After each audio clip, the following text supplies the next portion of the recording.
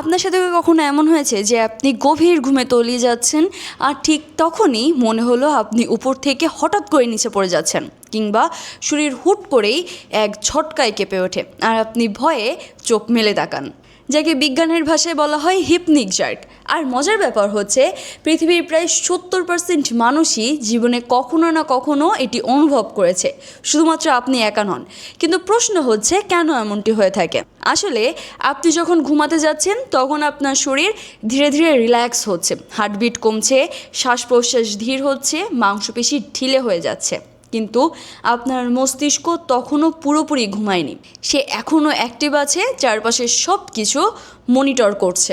আর ঠিক এই মুহূর্তে মস্তিষ্ক একটা ভুল করে ফেলে।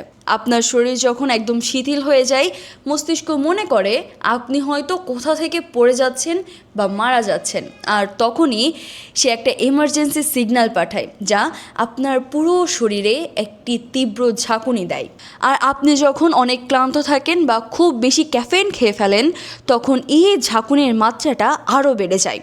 এমনকি অনেকে স্বপ্নেও দেখেন যে সিঁড়ি দিয়ে পড়ে যাচ্ছেন কিংবা গাড়ি থেকে লাফিয়ে পড়ছেন। আর এই সবগুলোই হিপনিক জার্কের অংশ। তো পরের বার যখন এমনটা হবে তখন আর ভয় পাবেন না, মনে রাখবেন এটা আপনার মস্তিষ্কর আপনাকে বাঁচানোর একটা চেষ্টা মাত্র।